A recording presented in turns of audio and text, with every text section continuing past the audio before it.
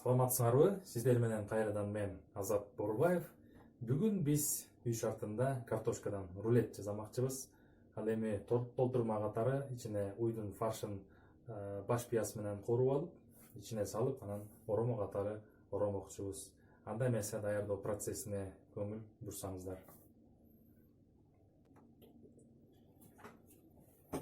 Өсүмдүк майын куюп алдык. Алгач көмөч мештезди болуп көмөч казанда. Майы ысыгандан кийин уйдун фаршын салмакчыбыз. Уй этинен фаршты даярдап алдык. Мен майын атайын бүгүн көбүрөөк кылдым. Анткени негизги азык болуп картошка болуп саналат. Ал эми картошка майды өзүнө сиңирип, абдан сочный, суулуу, жакшы рулет болмокчу. Азыр майыбыз ысый алсын. Бардык аткарган ушул жерде көргөн, видеороликте көргөн сабактарды үйүңөрдөн үй шартында жасасаңыздар болот. Бардык рецепттер эң эле оңой жана жөнөкөй адамдар үчүн десем болот. Эч кандай бул жерде кымбат баалуу азыктар жок. Ошондуктан үйдөн аткарып жасасаңыздар болот да.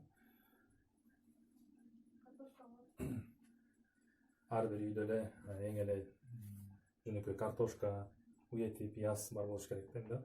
Ошондуктан ушул бүгүнкү жасалып турган тамакты жана буга чейинки тартылган видеороликтерди эле жасасаңыздар болот да, ошол тамактарды. Анткени эң эле оңой рецепттер.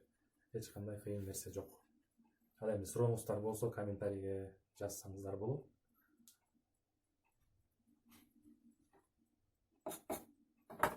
Анда эмесе майыбыз дагы ызып калды, эми фаршты салалы.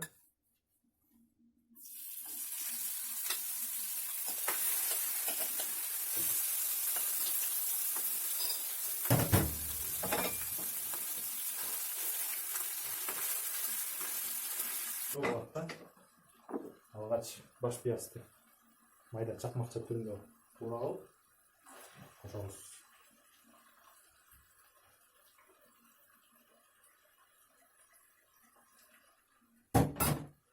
Мына эми ушул пияздын үстүнө туз кошобуз. Ар бир ашпозчунун өзүнүн иштеп жатканда өзгөчөлүктөр бар болуш керек.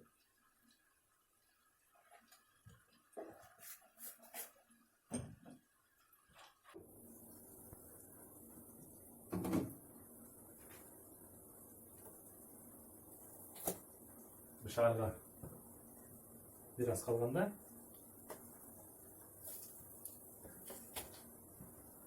ичине көк пияз жана укроп кошуп коебуз.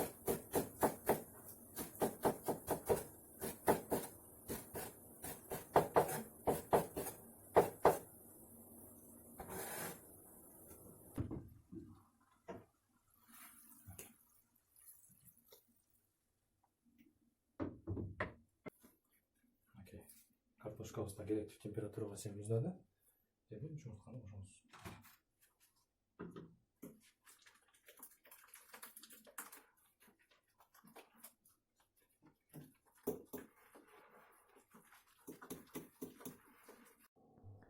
Таразанын жардамы менен картошка пюресин тартып алабыз.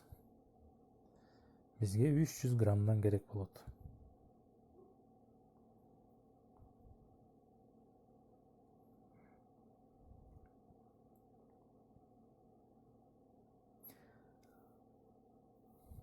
Алгач астына кургатылган күкүмдү, нандын күкүмүн себелеп, ковриктин бетине анан картошка пюресин салабыз.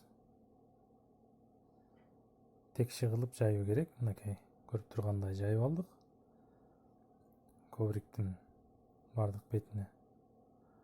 Анан алгач даяр болгон фаршыбызды үстүңкү бетине салабыз.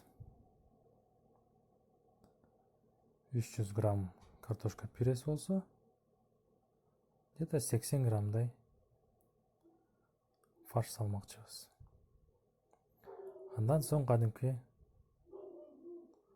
оромон орогондой эле ороебуз. Бирок мен өзүмдүн порцияма грек жаңгагын кошмокчумун.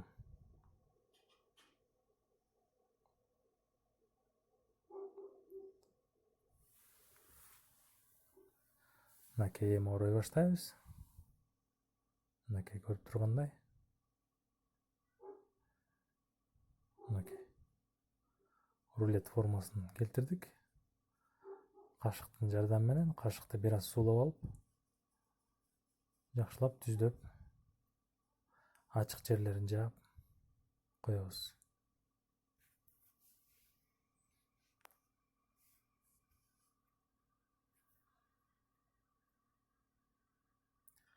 Үстүңкү бетине каймак сүйкөбүз.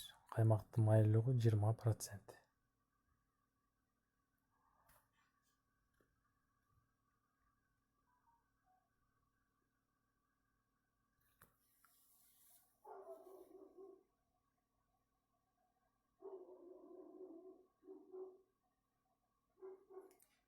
Каймакты текши сүйкөп,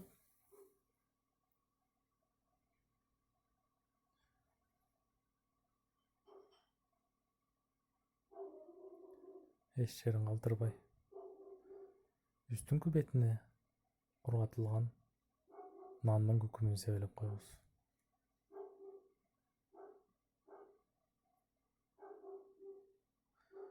Мынакей рулетибиз дагы даяр болду. Көрүп тургандай.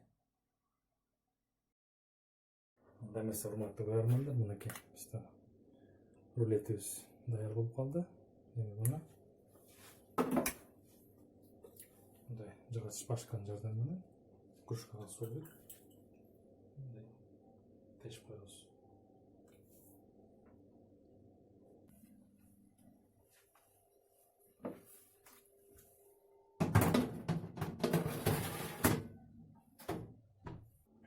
Анда эмесе биздин картошка рулетибиз даяр болгончо биз ага чык даярдамакчыбыз. Чык үчүн биз сковородканы ысытып алып, ага өсүмдүк май куябыз. Алгач баш перисти майда чакмактап салабыз.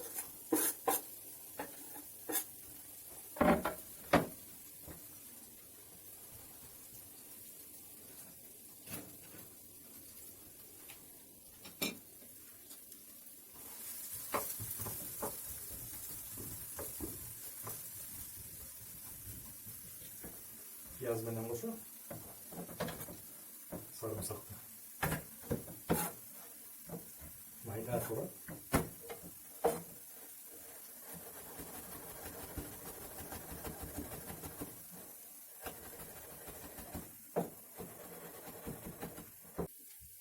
Томат ширесин коебуз, томаттын сок.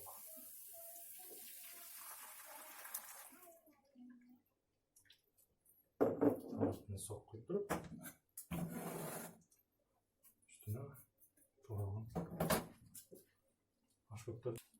Анда эмесе даяр чыгыбызды мындай идишке коюп, погруженный блендердин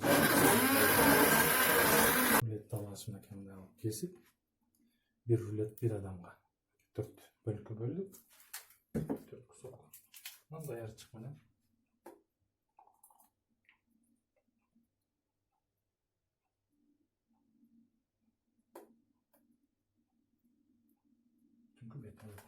Урматтуу көрөрмандар, тамагыңыздар даамдуу болсун.